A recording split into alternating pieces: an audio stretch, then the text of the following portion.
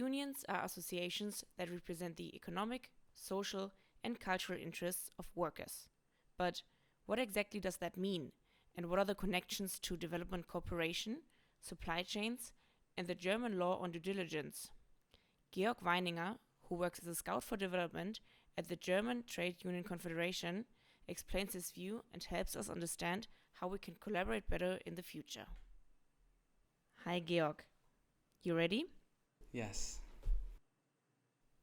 What does the DGB do? DGB translates to German Trade Union Confederation, and it is the umbrella organization of German trade unions, of 8 member unions, representing more than 6 million workers in Germany. It is not directly involved in collective bargaining or signing labor agreements, but this is the role of the member unions. So its role is more representational towards political parties, governmental bodies, and of course employers' organizations. Due to the fact that trade unions have a strong role in the German political system, the DGB is involved in the European Trade Union Confederation and the International Trade Union Confederation, and is a strong member of both. What are you currently working on, and what is your vision? I want to make the expertise and the global network of the DGB and the trade unions available and usable for the GIZ.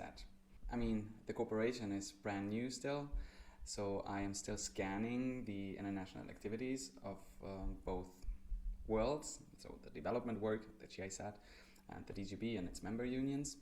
And trying to work as a matchmaker, find entry points and find common interests, develop common project ideas.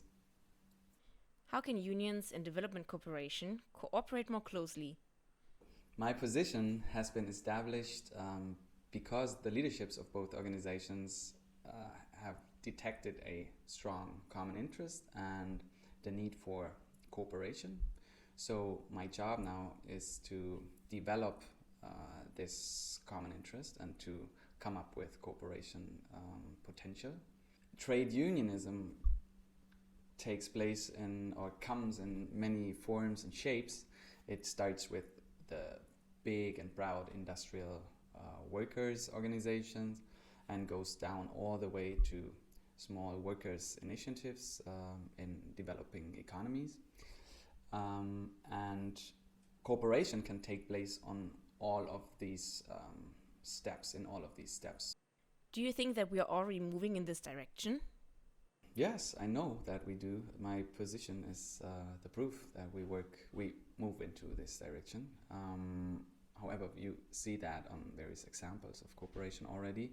You have that in the textile sector, in the establishment of complaint mechanisms, for example, or remedial action.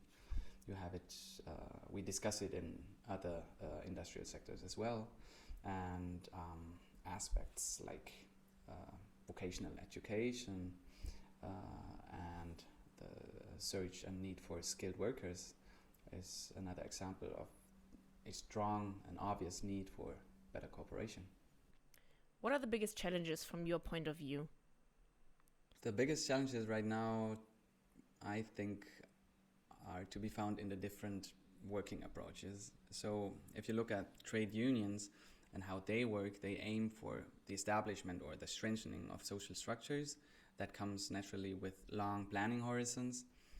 And on the other hand, you have the approach of development work, which aims for measurable goals in short time frames, leading to short project cycles too.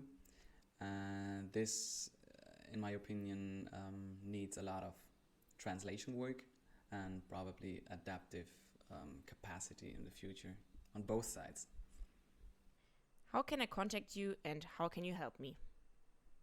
You can contact me like every other GIZ colleague, and I can hopefully help you with all questions concerning human rights and global supply chains, or if you want to include trade union actors globally or nationally or locally into your project ideas.